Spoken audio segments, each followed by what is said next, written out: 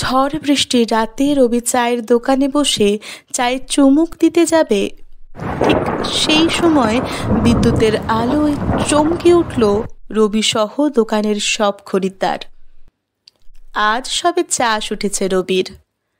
একমাত্র বন্ধু নয়নেরও চায়ের দোকানে আড্ডা দিতে আসার কথা।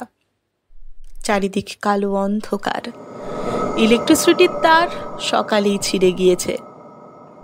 এ যেন সভ্যতা বিমুখ একটা গ্রাম। দেখতে দেখতেই ঘড়ির কাঁটায় সন্ধ্যে 7টা বাজে। নয়ন আসবে বলে এখনো আসলো না। দোকানের আরও একজন সদস্য, তার নাম লক্ষণ, তিনি বললেন, নয়ন হয়তো আজ আসবে না রবিবাবু, তুমি বেকার অপেক্ষা করছো। লক্ষণবাবু, নয়ন আমার ছোটবেলার বন্ধু, কথা দিলে কথা রাখতে জানে। ও আসবে ঠিকই। ঝড় জলের সময় তো হয়তো বাড়ি থেকে বের হতে দেরি হয়েছে, আর একটু অপেক্ষা করি। তাহলে এদিকে একটু আসুন, একটু গল্প করা যাক, ততক্ষণেও আসুক। এরপর শুরু হলো পুরনো দিনের কথা। সদ্য চাষবাস সেরে ওঠা রবি তার পরিশ্রমের কথা বলতে লাগলো। এদিকে আকাশ যেন ফেটে পড়ছে, সাথে বিদ্যুৎ চমকানোর আওয়াজ। সব মিলিয়ে আবহাওয়া এক নিদারুণ পরীক্ষার মধ্যে চায়ের দোকানের চায়ের বিক্রি বাট্টা জোরদার চলতে লাগলো। কিছুক্ষণ বাদে বৃষ্টি যখন একটু কমলো, সকলে আস্তে আস্তে ঘরে ফিরতে শুরু করলো। রবিবাবু, এবার চলো, দোকান বন্ধ করতে হবে। সারাদিন দোকানদারি তো করলাম, এবার একটু আরাম করে খেয়ে দিয়ে ঘুমাবো। হ্যাঁ চল, আমিও যাবো এবার। শিউলির মা আমি না গেলে আবার খেতে বসে না। এই বলে রবি তার জরাজীর্ণ ছাতাটা নিয়ে হালকা হালকা বৃষ্টির মধ্যে বেরিয়ে পড়ল। চারিদিকে কালো অন্ধকার, ঝিঝি পোকার ডাক। অন্ধকারে সন্তর্পণে পা ফেলতে ফেলতে রাস্তার এক ধার ধরে চলতে থাকলো। হঠাৎ পিছন থেকে একটা শীতল হাত রবির কাঁধ ছুঁল। রবির বুকের ভিতরে ধরপাকড় শুরু হয়ে গেল। সাহস করে পিছন ফিরে তাকালেই দেখল নয়ন। আরে নয়ন, তুই আসবি বলে আসলি না? তোর জন্যই তো অপেক্ষা করছিলাম। আসলি না কেন? ইস, তোর মুখে সারা গায়ে রক্ত কেন? সে অনেক কথা রে। চল চল, একসাথে ঘরে যাই, চল। এই বলে রবি আর লক্ষণ কালো আকাশের নিচে নির্জন রাস্তায় হাঁটতে হাঁটতে বাড়ির দিকে যেতে লাগলো।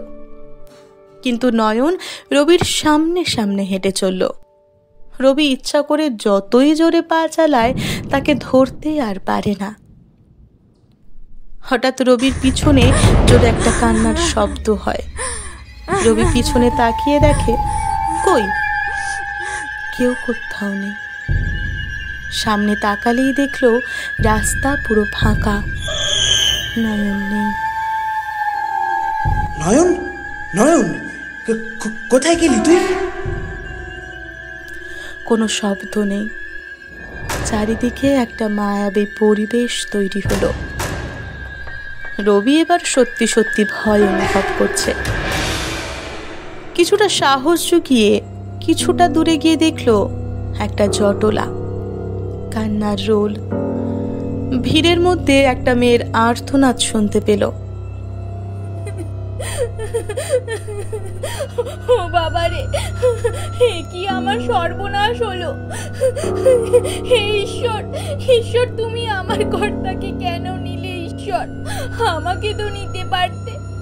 আমার বাচ্চারা এবার কাকে বাবা বলে ডাকবে? হে ঈশ্বর!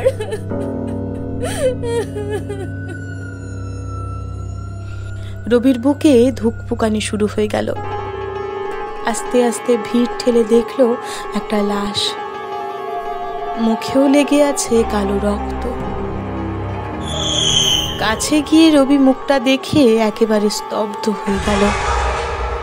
ভয় মিশ্রিত দুটো চোখ বেয়ে জল গড়াতে লাগলো। পাশ থেকে একজন মেয়ে বললেন, এই ঝড় জলে সন্ধ্যায় কেউ বাইরে বের হয়? কি দরকার ছিল? ঝড় তো আর কাউকে আমন্ত্রণ করে আসে না, না? রবি বুঝতে পারল নয়নের মৃত্যু বাজ পড়েই হয়েছে, কিন্তু একটু আগে যার সাথে দেখা হলো, তাহলে সে কে? মনের মধ্যে একটা অপরাধ বোধ কাজ করতে লাগলো রবির। রবির সাথেই দেখা করতে আসছিল নয়ন। ভিড় থেকে বেরিয়ে শ্রী শিউলির কাছে খবরটা জানানোর জন্য রওনা হয় রবি। কিছু দূর আসার পর রবি দেখতে পেলেন রাস্তার পাশে অন্ধকারকে ভেদ করে আস্তে আস্তে একটা ছায়ামূর্তি মানুষের রূপ নিচ্ছে। কাছে আসতেই বুঝতে পারল নয়ন। নয়ন, তুই? কথা শেষ না হতেই নয়ন বলল, হ্যাঁ হ্যাঁ, ঠিক ধরেছিস একদম। আমি আর এই পৃথিবীর কেউ নয় রে। তোকে কথা দিয়েছিলাম দেখা করব, কিন্তু তার হলো কই? ঝড় জলকে ভেদ করে কিছুটা দূরে আসতেই বিদ্যুৎ গতিতে একটা বাজ আমার পাশে পড়েই তারপর যা দেখছিস।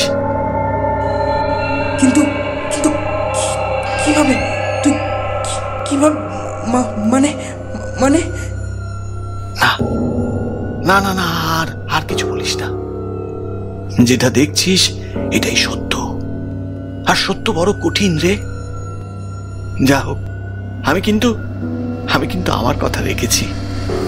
তোর সাথে আজই দেখা করব বলেছিলাম, দেখা করলাম। কিন্তু বল বন্ধু, তুই আমার কথা রাখবি তো? ভয় মিশ্রিত স্বরে রবি বলল, কি বল? নয়ন গভীর আবেদনের সাথে বলল, তুই আমার পরিবারটাকে একটু দেখতে পারবি রবি? দেখিস না রে রবি, ওরা আমাকে ছাড়া বড় অসহায় হয়ে পড়বে। দেখিস রবি, একটু দেখিস। রবি যেন পাথর হয়ে গেল, শরীর যেন তার আর কাজ করছে না। অদৃশ্যের দিকে তাকিয়ে বলতে লাগলো, প্রতিশ্রুতি পরিণাম যাই হোক না কেন, প্রতিশ্রুতি দিলে রাখতে জানতে হয়।